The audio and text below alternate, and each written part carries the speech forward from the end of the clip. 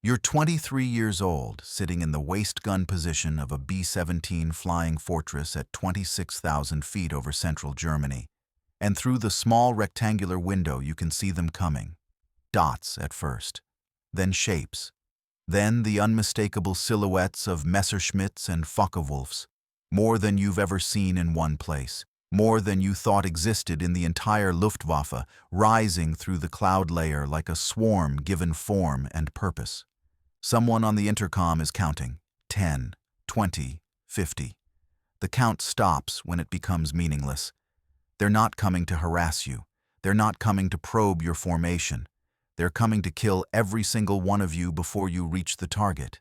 And in the next 18 minutes, the sky over Schweinfurt is going to become the most concentrated aerial killing field in the history of warfare up to that moment. This is the story of what happened on October 14, 1943, when the United States 8th Air Force attempted its second raid on the ball-bearing factories at Schweinfurt, deep in the heart of Nazi Germany. It's the story of 80 B-17s that flew into a sky deliberately prepared to destroy them. It's the story of the largest concentrated fighter interception of the war. And it's the story of why this single mission would force the entire strategic bombing campaign to pause, recalibrate, and confront a truth the planners had been avoiding since the campaign began. That daylight precision bombing without fighter escort wasn't precision or bravery. It was systematic attrition dressed up as doctrine. What you're about to hear isn't the sanitized version. It's not the version where American determination and the Flying Fortress's legendary durability somehow turned the mission into a moral victory.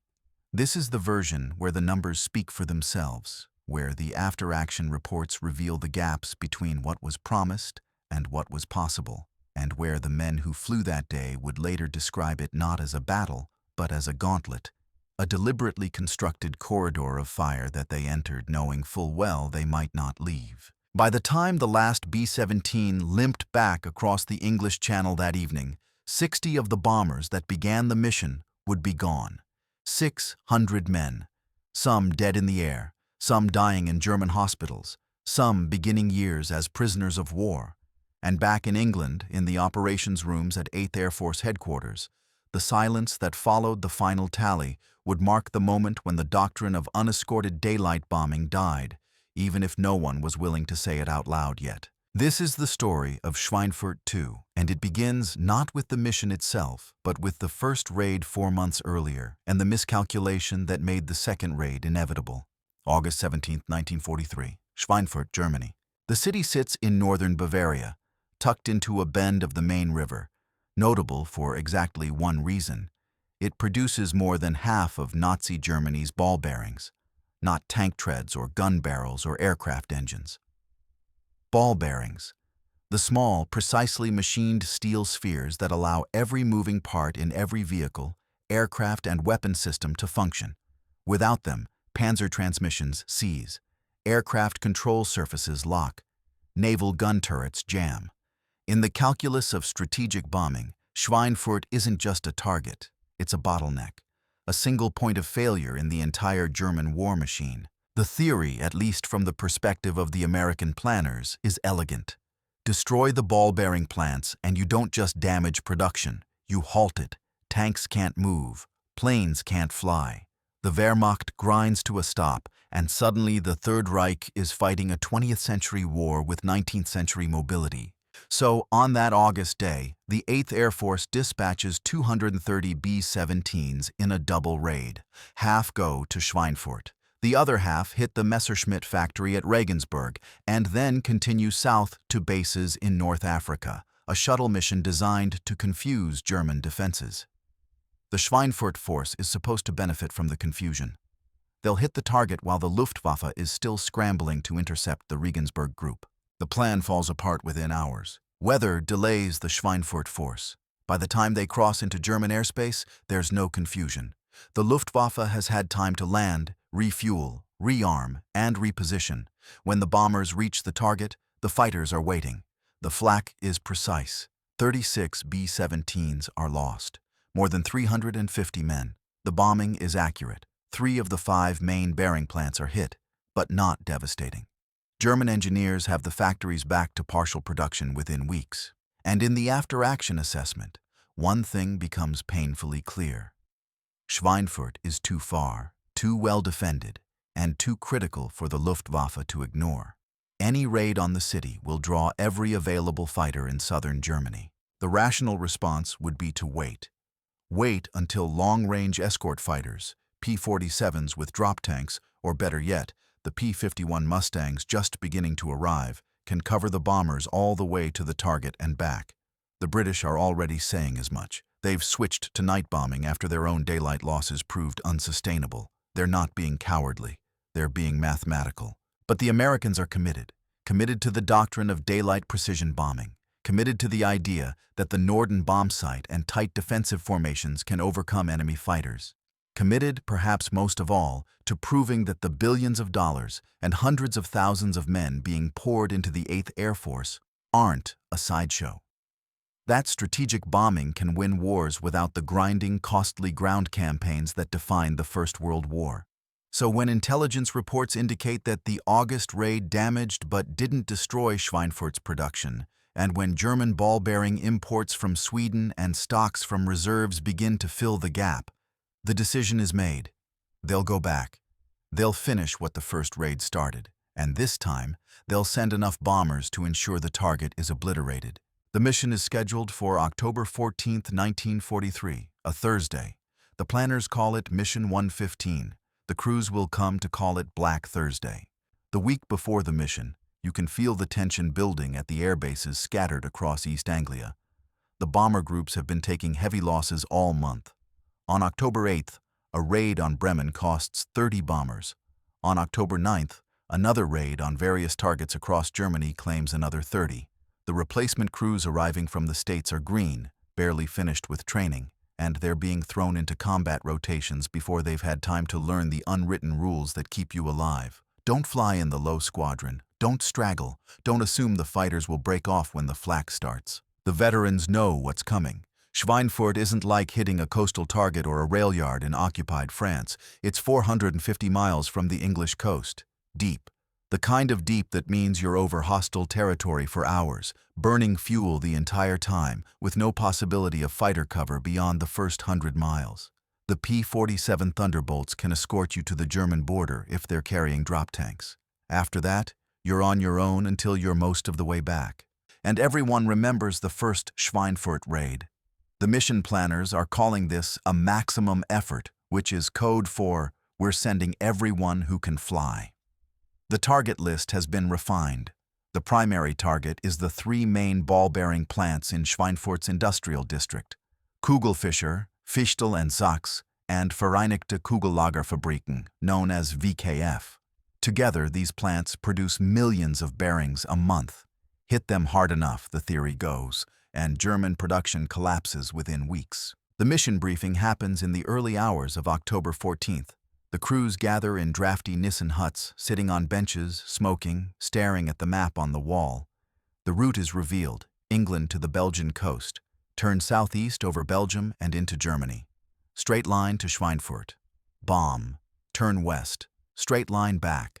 No evasive routing. No feints. Just a direct penetration and withdrawal, because fuel margins are already razor thin and there's no room for anything creative.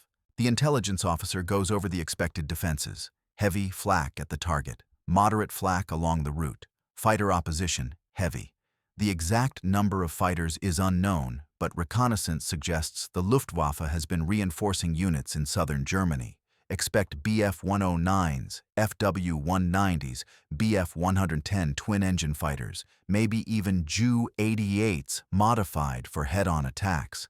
The bombers will be in a combat box formation, staggered altitudes, overlapping fields of fire from the 50 caliber machine guns. Tight formation, the briefing officer reminds them. Tight formation is survival. Someone asks about fighter escort. The answer is what they expected. P-47s will take them to the border. After that, they're on their own for 2.5 hours until the escorts can meet them on the way back. 2.5 hours, unescorted, over Germany. The room is quiet when the briefing ends. The bombers begin taking off just after dawn. The weather is cold, overcast. The kind of October morning in England where the dampness gets into your bones and doesn't leave. The B-17s lurch down the runways, heavy with fuel and bombs, struggling into the air, forming up over the English countryside in a slow, ponderous ballet that takes over an hour. Each bomb group forms its own combat box. Then the boxes stack into wings. Then the wings form the bomber stream. By the time the formation crosses the English coast, there are 291 B-17s in the air, divided into two forces. The 1st Bomb Division is heading to Schweinfurt. The 3rd Bomb Division is hitting Regensburg again, hoping to split the German defenses the way the planners intended back in August. But the Regensburg force turns back early due to weather. Mechanical problems and fuel concerns force more planes to abort. By the time the Schweinfurt force crosses into Belgium, the number has dropped to 229 bombers. Still, 229 B-17s is an armada. It's more than 3,000 men. It's over 2,000 machine guns, collectively capable of putting out a cone of defensive fire that should theoretically disintegrate any fighter that presses an attack. The doctrine says that if the formation holds, if the gunners stay disciplined, if the pilots fly tight, the bombers will get through. The P-47 escort picks them up over Belgium. For the first hour, the sky is almost peaceful. A few probing attacks by small groups of German fighters, easily driven off. The P-47s weave above and around the bomber stream, their presence a kind of psychological shield. Then, somewhere near Aachen, the P-47s waggle their wings, the signal that they're at the limit of their range, and turn back, and the bombers are alone. You're in the waist gun position, and the temperature inside the aircraft is 20 degrees below zero. Your breath fogs inside your oxygen mask. The thin leather of your gloves does almost nothing against the cold, and your hands are already starting to lose sensation. You flex your fingers around the grips of the .50 caliber, trying to keep the blood moving, and you scan the sky. The first indication that something is different today comes 10 minutes after the escorts leave. You see them in the distance, rising up from below, dozens of them, climbing in coordinated groups, not the usual scattered attacks. This is organized, deliberate. They're forming up just outside gun range, and they're not in a hurry. Someone on the intercom says what everyone is thinking. Jesus Christ, look at them all. The German fighters have been waiting for this. They knew the Americans would come back to Schweinfurt eventually. They've had 2 months to prepare, to study the August raid, to figure out the best way to break a B-17 formation. And what they've learned is that the American defensive doctrine has a flaw. The .50 caliber machine guns on a B-17 are devastating at close range, but they're not equally distributed. The nose has 2 guns, but the early models, the B-17Fs that make up most of the force today, only have flexible mounts, not turrets. The tail has 2 guns, the top turret has 2, the ball turret has 2, the waist has 2. But from the front, at 12 o'clock level, there's a gap. Not a huge one, but enough. A fighter coming head-on at closing speeds of over 500 miles per hour is only in the kill zone for a few seconds. If the pilot has the nerve to hold his course and fire through the defensive fire, he can rake the bomber from nose to tail before breaking away. And the Germans have a lot of pilots with that kind of nerve. The first attack comes at 11:30 hours, Bf-109s and Fw-190s diving in from 12 o'clock high, firing their 20mm cannons and 13mm machine guns in short, precise bursts. They're aiming for the cockpit, the engines, the wings where the fuel tanks sit. The sound inside the bomber is immediate and overwhelming. Your own guns firing, the guns from the other bombers, the hammering of cannon rounds hitting metal, the roar of engines, the shouts on the intercom. A B-17 in the low squadron takes a 20mm round through the cockpit. You watch it happen. One moment the bomber is in formation. The next, the nose drops and the aircraft slides out of position, trailing smoke. It doesn't explode. It just falls, slowly at first, then faster, and you lose sight of it as your attention snaps back to the fighters coming through again. The attacks don't stop. Wave after wave. The Germans have positioned their fighters along the route, and as the bombers penetrate deeper into Germany, fresh units keep joining the attack. They've brought in every available fighter from bases in Bavaria, Thuringia, and Saxony. They're using single-engine fighters for speed and twin-engine fighters for firepower. Some of the Bf-110s are carrying 21-centimeter rockets, Werfer Granite 21s, unguided but devastating if they hit. You see one explode near a B-17, and the shockwave causes the bomber to shudder, its formation position slipping before the pilot wrestles it back. The formation is starting to unravel, not all at once, gradually. A bomber takes damage and falls behind. The formation closes the gap. Another bomber loses an engine and starts losing altitude. The formation closes the gap, but every gap that closes makes the formation a little smaller, the defensive fire a little less dense, and the German pilots can see it. They're focusing on stragglers now, on damaged bombers, on any aircraft that shows weakness. You're firing in short bursts, trying to lead the fighters, trying to judge the deflection, but they're so fast. The FW-190s are the worst. They come in from the side, rolling inverted and diving through the formation, and by the time you've swung the gun around, they're already past. You don't know if you've hit anything. None of the waist gunners ever know. You just fire and hope and try not to think about the fact that your gun is one of 2,000. And despite all that firepower, the bombers keep falling. The intercom is chaos. The pilot calling out fighters, the top turret gunner calling out fighters, the bombardier trying to keep track of how many bombers are left in the formation. Someone in another aircraft, his voice distant and crackling. "Bailey's going down. Bailey's on fire. I see chutes. 2 chutes. 3. Bailey was the aircraft flying on your right wing. The experience of flying through a coordinated fighter attack is something no amount of training can prepare you for. In training, back in the States, they taught you how to track a target, how to lead a fighter, how to operate the gun without jamming it. They showed you films of bombers in formation, of fighters making passes, of the proper way to call out positions on the intercom.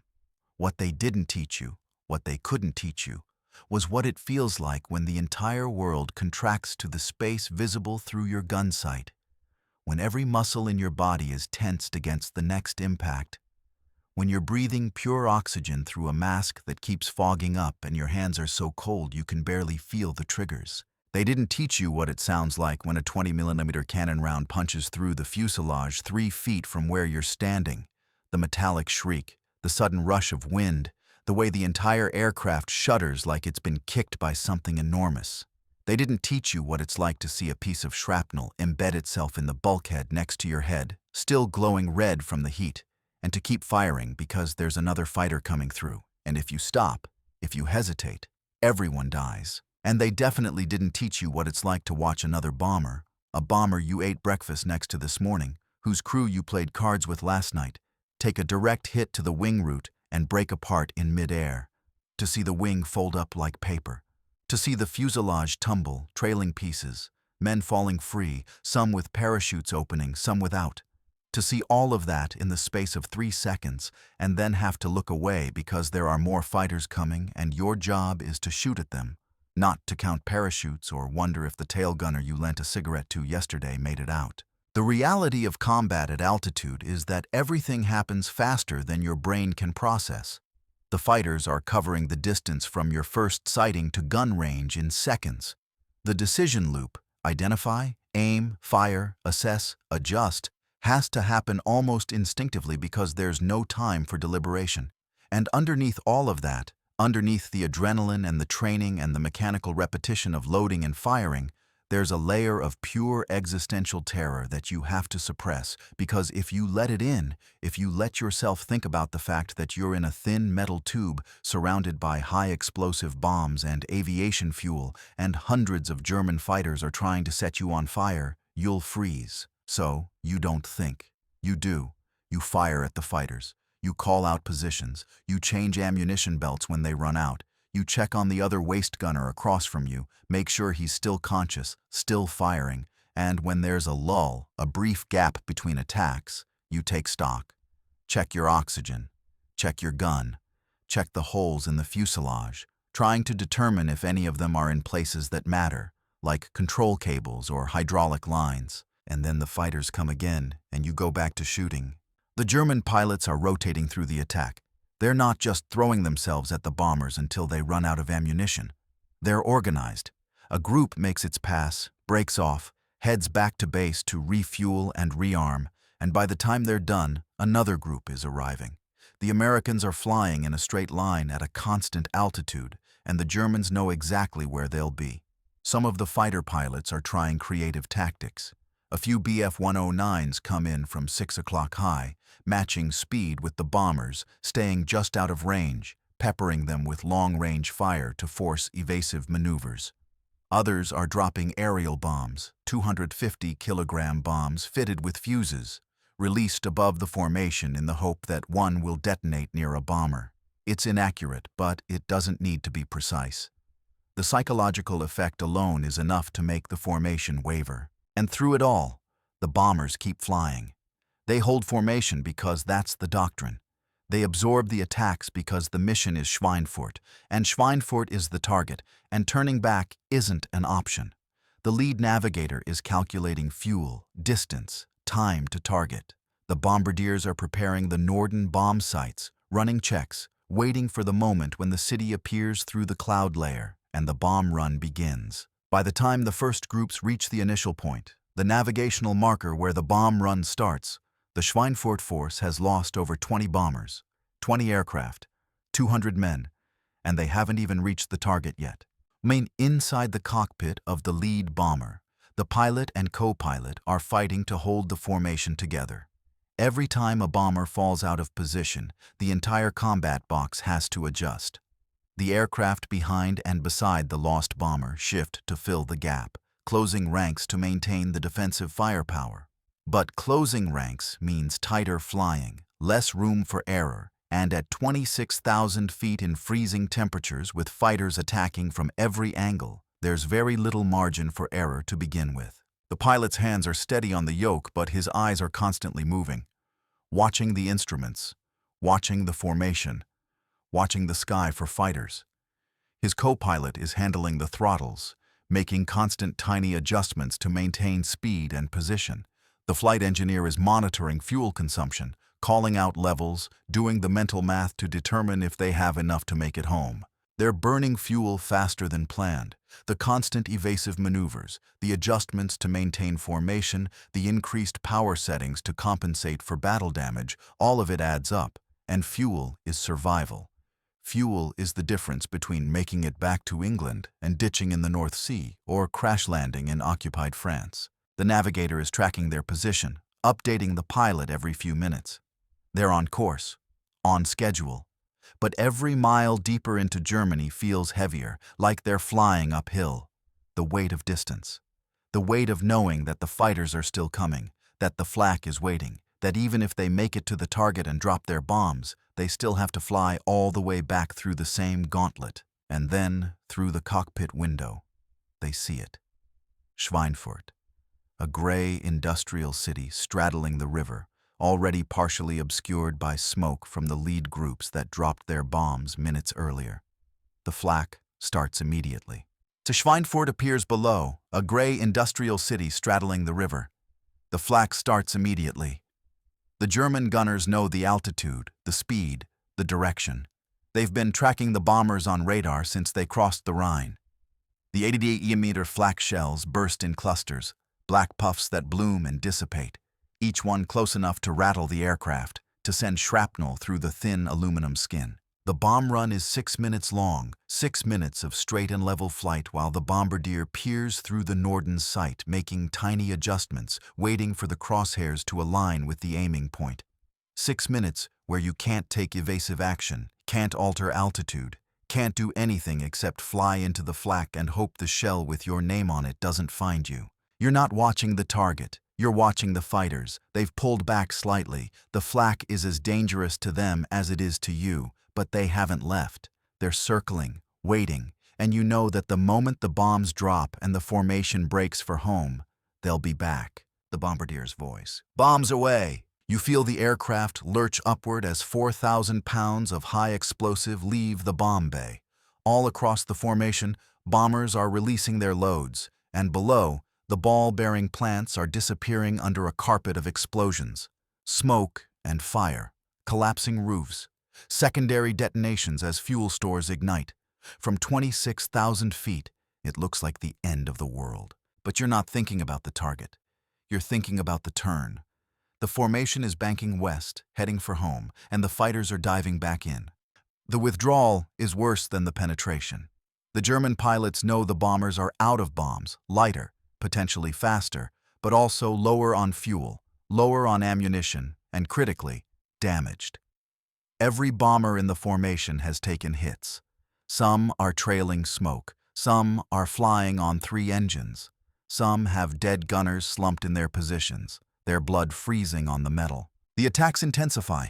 The Germans aren't conserving ammunition anymore. They're pressing attacks closer, holding their fire until they're almost on top of the bombers, then unleashing everything at point-blank range. An FW-190 comes straight at your aircraft, and you're firing. The tracers streaming out, and you see the fighter's engine cowling spark where rounds hit, but he doesn't break off. He fires, and you feel the impacts, the shudder and clang of metal on metal, and then he's gone, flashing past so close you swear you could see his face. The intercom. Number 3 engine hit, losing oil pressure, feathering the prop. A B-17 can fly on 3 engines. It's slower, less maneuverable, but it can fly. The problem is that now you're the weak one. Now you're the target every German pilot is looking for. You watch a bomber ahead of you take a catastrophic hit. The right wing separates at the root, peeling back in a spray of fuel and hydraulic fluid, and the aircraft rolls inverted and enters a flat spin. You count the parachutes. 4. Out of 10 men. The bomber keeps spinning, a grotesque pinwheel against the blue sky, until it disappears into the clouds below. The formation is ragged now, gaps everywhere. Some groups have been reduced to a handful of bombers. The defensive fire is still there, but it's not the impenetrable wall it was. The Germans can sense it. They're getting bolder, pressing attacks closer, taking more risks, and still, the attacks continue. For another hour, then another. The German fighters follow the bombers all the way to the Belgian border, only breaking off when the P-47s reappear, the escorts finally able to meet the bombers on the withdrawal. By then, it's too late. The damage is done. The thing about aerial combat that never makes it into the official reports is the noise. The unending, overwhelming assault of sound that batters your consciousness until thought becomes impossible and you're operating on pure instinct. The roar of 4 Wright Cyclone engines, each producing 1,200 horsepower, 14 cylinders per engine, 56 cylinders total, all of them firing thousands of times per minute. The whistle of wind through the holes in the fuselage, each puncture creating its own pitch, its own note in the symphony of damage. The hammering of your own gun, the brass casings ejecting in a stream, bouncing off the floor, rolling around your feet. And underneath all of that, carried through the intercom, the voices of the other crew members. The pilot calling out altitude and heading, the navigator calling out position, the bombardier calling out time to target, the gunners calling out fighters. 2 o'clock high, 4 o'clock level, 6 o'clock low, until the positions blur together and you're just swinging your gun from one side to the other, looking for targets, looking for the flash of sun on a canopy or the black cross on a wing. But there are other sounds too. The ones that cut through everything else. The sound of a 20mm cannon round hitting structural metal, a sharp crack followed by a ringing that fades slowly. The sound of hydraulic fluid spraying from a severed line, a high-pitched hiss that means something critical just failed.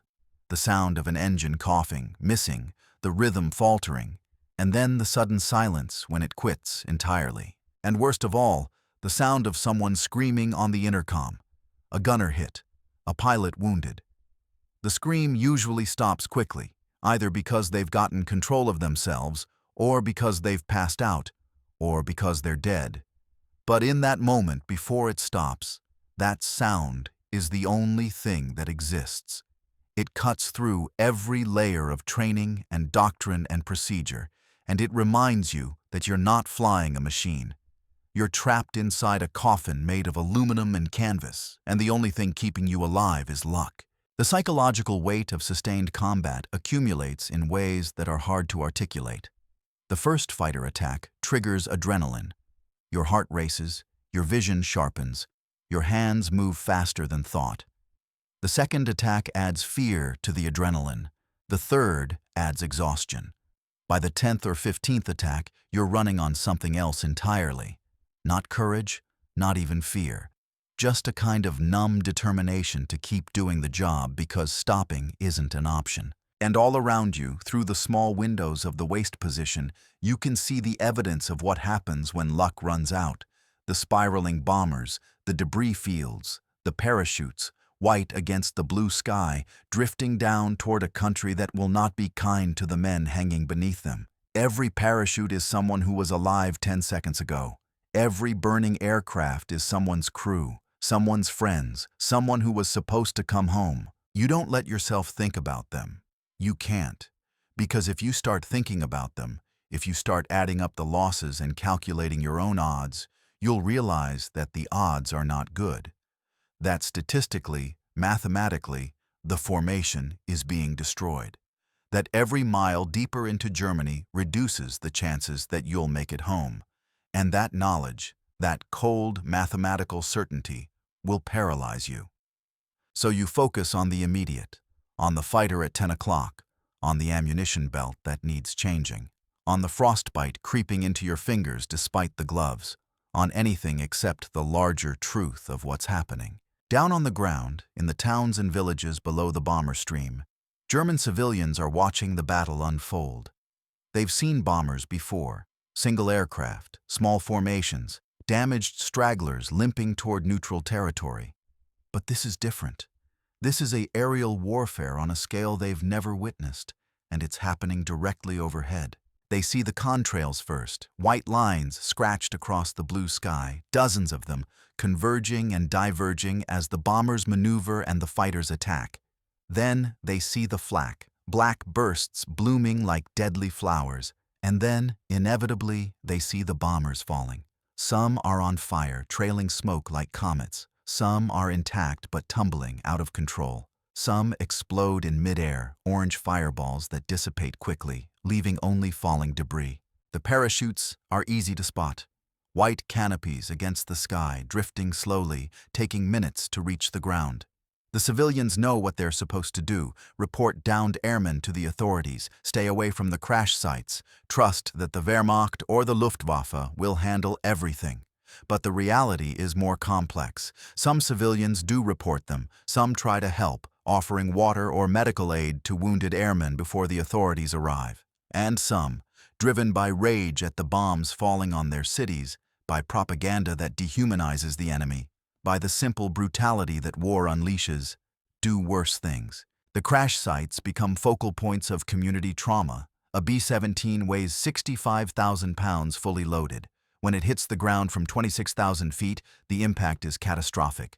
The wreckage is scattered across fields and forests, pieces of aircraft mixed with pieces of crew, and the local fire brigades and police have to clean it up. They find bodies. They find identification tags. They find letters from home, photographs, personal effects.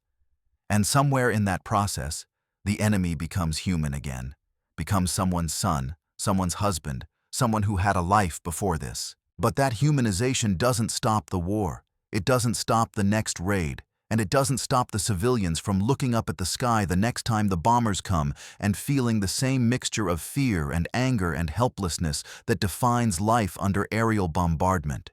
You cross the English coast in the late afternoon. The light is fading. Your aircraft is still flying, but barely. Number 3 engine is feathered. The tail has holes you could put your fist through. The radio operator is dead. A 20mm round came through the fuselage and killed him instantly. The ball turret gunner is wounded, bleeding from shrapnel in his leg, and the bombardier is helping him out of the turret because he can't climb out himself. When you land, you see the other bombers coming in. Some are firing red flares, the signal for wounded aboard, for emergency landing priority. Some are landing with gear only partially extended. One tries to land, bounces and collapses on the runway, the props chewing into the concrete in a shower of sparks. The fire trucks are already moving before it stops sliding. You climb out of the aircraft and stand on the tarmac, and you just look at it. The holes in the wings, the shredded tail, the blood on the waist gun mount, and around you, all across the airfield, the same scene is repeating. Crews climbing out, maintenance officers walking around the aircraft, shaking their heads, medics loading wounded onto stretchers, Someone is counting the bombers that made it back. 60. Out of the 229 that crossed into Germany, 60. The rest are gone, shot down, crash-landed in Belgium or France, ditched in the North Sea, or still limping home, damaged, hoping to make it before fuel runs out, or the hydraulics fail, or the pilot passes out from blood loss. By the next morning, when the final tallies come in, the numbers are undeniable. 60 bombers lost, 17 more damaged so badly they'll never fly again. Over 600 men dead or missing. The single highest loss of American bombers in a single mission in the entire war. And Schweinfurt? The bomb damage assessment will show that the raid was successful. The ball-bearing plants were hit hard. Production dropped significantly, but not catastrophically, not permanently. The Germans dispersed production to smaller facilities. They increased imports from Sweden. They prioritized repairs. Within months, bearing production was back to pre-raid levels. The raid broke the back of the unescorted bombing campaign, but it didn't break Germany's ability to produce ball bearings. The debriefing sessions start that evening and continue through the next day. Every crew that made it back has to sit down with intelligence officers and walk through the mission. What they saw, what they hit, what damaged them, how many fighters, what types, what tactics. The officers take notes, compile reports, try to extract tactical lessons from the carnage. But the crews are beyond tactics. They're exhausted, traumatized, and angry. Angry at the planners who sent them deep into Germany without fighter cover. Angry at the doctrine that said tight formations would protect them. Angry at the intelligence assessments that underestimated the German fighter strength. And perhaps most of all, angry at themselves for surviving when so many others didn't. Survivor's guilt is not something the Army Air Force has a protocol for in 1943. There, continue, 1:20 p.m. are no counselors, no therapists, no recognition that watching your friends die in burning aircraft might cause lasting psychological damage. The expectation is that you process it on your own, that you compartmentalize, that you fly the next mission when it comes. And for most crews, that's exactly what they do. They lock the trauma away in some mental vault and they keep going. But it changes them. The crews that flew Schweinfurt are different after, more cautious, more cynical, less willing to believe the briefing officers when they say the mission will be routine. They've seen what routine looks like when the Germans are waiting with 150 fighters, and they know that the only thing that kept them alive was random chance, flying in the right position, having the fighters attack someone else first, catching a break when the flak burst 20 feet to the left instead of 20 feet to the right. The new crews, the replacements who arrive in the weeks after Schweinfurt, can sense the difference. The veterans don't talk about the mission directly, but the silence around it speaks volumes. The empty bunks speak volumes. The way the veterans react when the briefing officer pulls back the curtain and reveals the target. The collective exhale when it's somewhere close. The grim silence when it's deep. Tells the new crews everything they need to know about what they're walking into. In the operations room at 8th Air Force Headquarters, the silence after the final count is profound. The mission was approved at the highest levels. The doctrine said it would work. The formations, the defensive firepower, the precision bombing, it was all supposed to add up to a sustainable, war-winning strategy.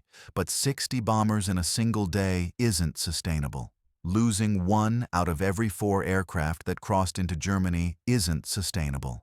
And everyone in the room knows it. The commander of 8th Air Force, Major General Ira Eaker, is facing a crisis. He's been arguing with the British for over a year about the viability of daylight bombing. He's been defending the strategy to Washington, to the press, to the crews themselves. And now, in the space of one afternoon, that strategy has been revealed as untenable. The numbers are damning.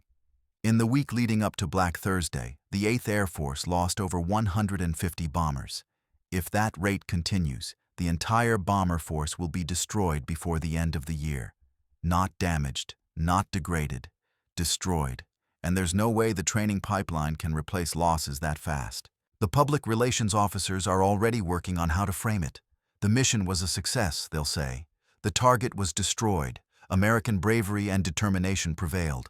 But in the closed-door meetings, there's no sugarcoating. The mission wasn't a success, it was a bloodbath, and it happened because the doctrine was wrong. The decision is made quietly, without fanfare, without any public announcement. All deep penetration missions into Germany are suspended until long-range fighter escorts are available. The P-51 Mustang, which can escort bombers all the way to Berlin and back, is still months away from full deployment. Until it arrives, the 8th Air Force will focus on targets within escort range or wait for conditions that favor survival over doctrine. In effect, Black Thursday ends the doctrine of unescorted daylight precision bombing. The strategy that was supposed to win the war from the air, that was supposed to prove that bombers could survive without fighter cover, is dead. It's dead because 291 bombers flew into Germany on October 14, 1943, and only 231 flew out. The institutional response to Schweinfurt reveals the gap between military planning and military reality. The planners, sitting in offices in England and Washington, had built an entire strategic framework around the idea that heavy bombers could defend themselves. They had run studies. They had analyzed defensive firepower. They had calculated firing angles and ammunition loads and formation geometries. And on paper, it all made sense. But paper doesn't account for the chaos of combat. Paper doesn't account for the FW-190 pilot who's willing to fly through your defensive fire because he knows that if he can get his guns on target for even 2 seconds, he can kill your bomber. Paper doesn't account for the cumulative effect of dozens of attacks, the way each one erodes formation discipline, drains ammunition, damages aircraft, and wears down crews until they're running on fumes and adrenaline. The British had learned this lesson the hard way in 1940 and 1941, when their own daylight bombing campaign fell apart under German fighter opposition. They switched to night bombing, accepting lower accuracy in exchange for survival. The Americans, confident in their technology and doctrine, decided to take a different path. And for a while, it seemed to work. The early raids were costly but manageable. The formations held. The bombers got through. Schweinfurt was the moment when the arithmetic stopped working, when the losses exceeded any reasonable operational threshold, when even the most optimistic planner had to admit that something was fundamentally wrong with the strategy. The operational pause that followed Black Thursday was presented as a temporary adjustment, a chance to bring in more bombers, to train more crews, to refine tactics. But everyone involved knew what it really was, an admission of failure. An acknowledgement that the pre-war doctrine had collided with wartime reality and shattered. For the men who flew the mission, the impact is more personal. The crews that survived go back to their barracks, and the empty bunks are impossible to ignore. 10 men to a bomber, 60 bombers lost, 600 bunks that were full yesterday and empty tonight. Some crews refuse to talk about it. They eat in silence. They write letters home that don't mention the mission. They crawl into bed and stare at the ceiling. Others can't stop talking about it. They replay the mission in obsessive detail, arguing about what happened, who went down first, whether the formation could have been tighter, whether the flak was worse than the fighters. The new crews, the replacements who arrived the week before and didn't fly the mission, listen and say nothing. They're learning what the veterans already know, that the odds are mathematical. A bomber crew is expected to fly 25 missions to complete a tour of duty. But after Black Thursday, the survival rate makes it clear that most crews won't make it to 25. The numbers say you've got maybe a 50-50 chance of finishing your tour. And that's if the missions don't get worse. The letters home start to change. They're still censored, still carefully worded to avoid giving away operational details. But the tone shifts. Less bravado. More weariness, more references to being tired, to bad weather, to hoping the war ends soon. The families reading those letters can sense something happened, even if they don't know what. The official casualty lists take weeks to compile. 600 men is a lot of names. Some are listed as killed in action, confirmed dead by witnesses who saw the aircraft go down with no chutes. Others are listed as missing in action, which means no one knows. Maybe they bailed out and were captured. Maybe they're hiding in occupied territory, trying to reach the resistance. Maybe they died on impact, and no one saw it happen. The families won't know for months, sometimes years. Some will never know. For the 600 men who didn't come back, their war ends in a dozen different ways. Some die instantly, killed by cannon fire or flak, their bodies still strapped into their positions when the bomber hits the ground. Others bail out, their parachutes opening, and they float down into German territory where farmers or soldiers or Hitler Youth are waiting with rifles. A few are shot while descending. It's not official policy, but it happens. The rage of watching your city bombed translating into a bullet for the man who dropped the bombs. Some survive the bailout only to die later. From injuries sustained in the explosion, from rough treatment by captors, from the cold, because they landed in a forest or a field and the shock set in before help arrived. A handful survive and evade, making contact with resistance networks in France or Belgium, beginning the long, dangerous journey back to England through occupied Europe. Most are captured within hours. The prisoner of war camps are filling up. Stalag Luft III, Stalag 7th A, Stalag 17th B.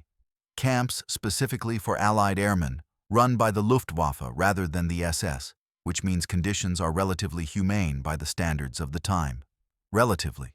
The men will spend the next year and a half behind barbed wire, surviving on Red Cross parcels, dealing with boredom and cold and the gnawing uncertainty of not knowing how the war is going, whether they'll live to see the end of it. And for the men who flew the mission and made it back, there's the knowledge that they'll have to do it again. Maybe not Schweinfurt. The strategists won't send them back there for a while.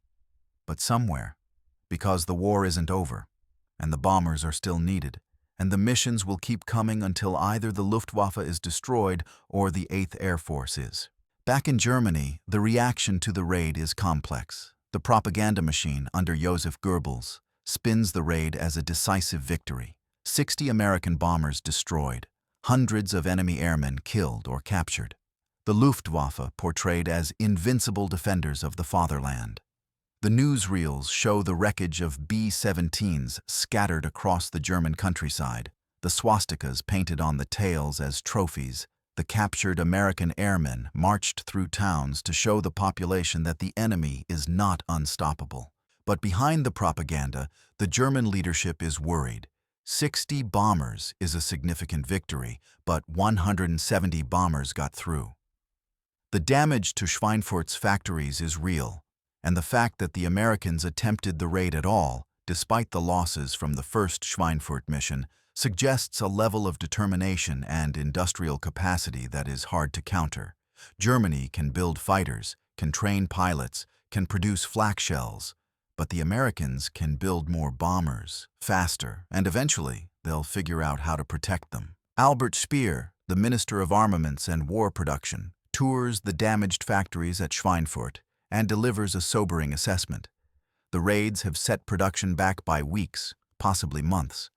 If the Americans return with the same intensity, if they hit other critical industries with the same precision, the effects could be catastrophic. Speer begins pushing for the dispersal of key industries, for the construction of underground factories, for anything that can make German production less vulnerable to air attack. But dispersal takes time. Underground construction takes time, and the Americans, even after Black Thursday, are not going to wait. The Luftwaffe commanders are also reassessing. The Schweinfurt raid cost them fighters too. Exact numbers are unclear, but estimates put German losses at around 35 to 40 aircraft destroyed or damaged, with another dozen pilots killed or wounded. Those are manageable losses in the context of a single battle, but they're part of a larger attrition problem. Every major raid costs the Luftwaffe pilots and aircraft that are difficult to replace. The training pipeline is already struggling to keep up with losses on the Eastern Front. Adding the Western Air Campaign to that burden is stretching resources thin. And there's a deeper strategic concern. The Schweinfurt raid demonstrated that the Americans are willing to absorb extraordinary losses to hit strategic targets. If they're willing to sacrifice 60 bombers to hit ball-bearing factories, what will they sacrifice to hit oil refineries, or aircraft plants, or the Reich Chancellery itself? The psychological calculus of the air war is shifting, and the Germans can feel it. The P-51 Mustang arrives in force in early 1944.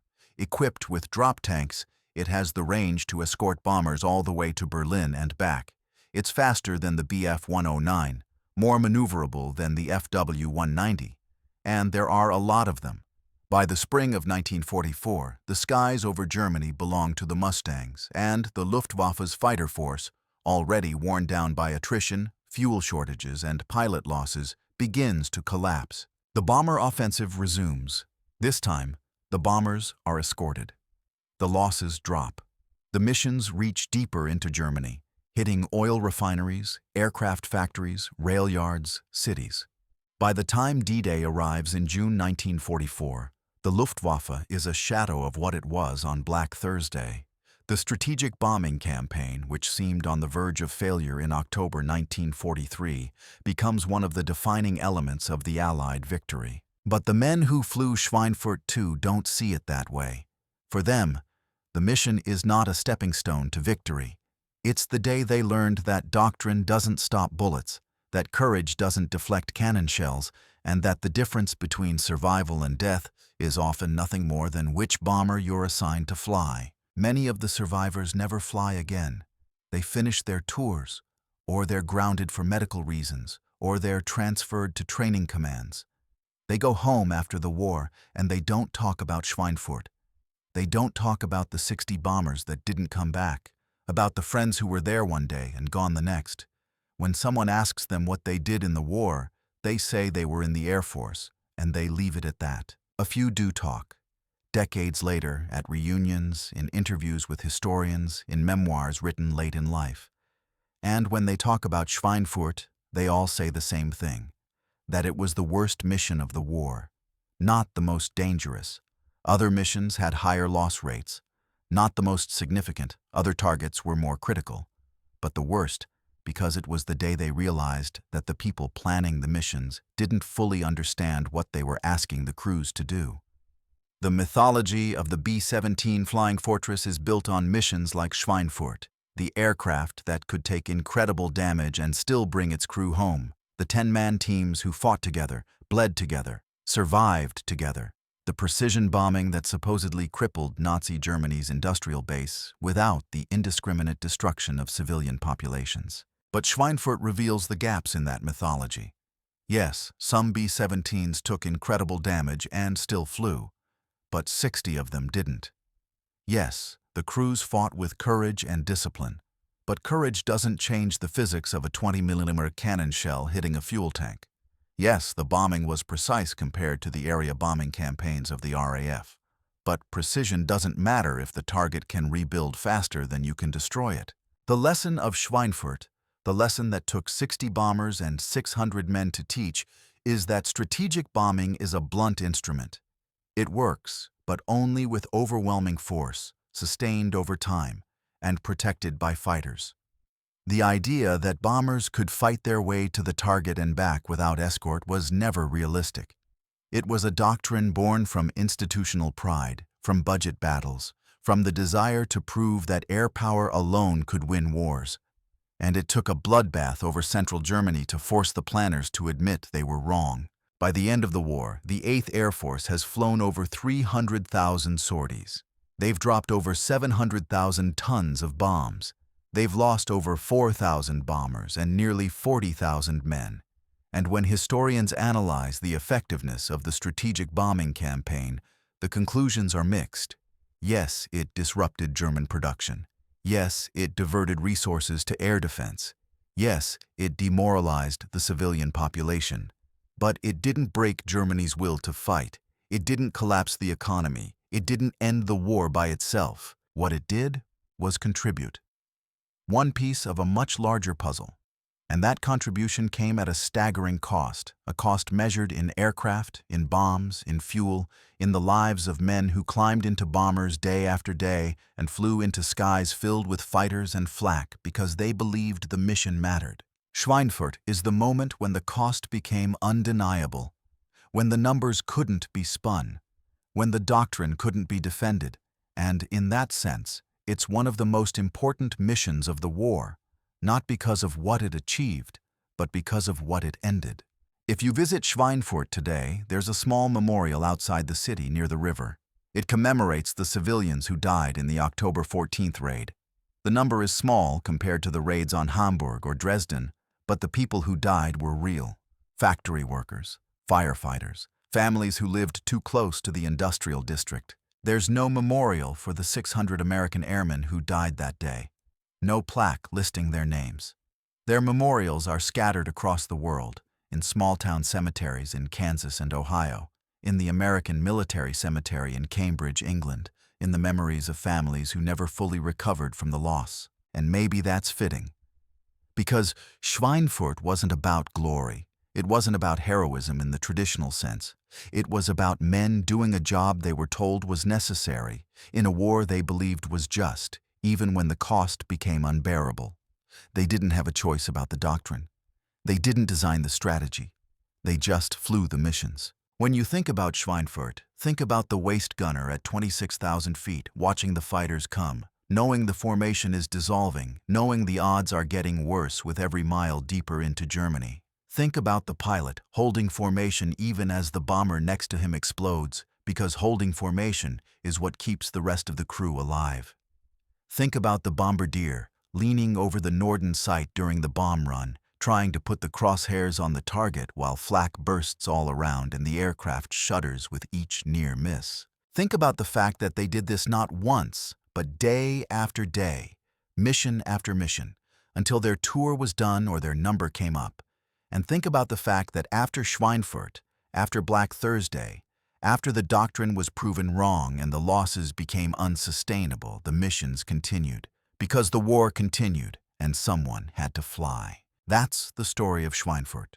Not a story of triumph, not a story of failure, just a story of what happened when 150 German fighters attacked 80 B-17s over central Germany, and the sky became a killing field, and the men inside those bombers kept flying because there was nothing else they could do. If this story stayed with you, there's more to uncover.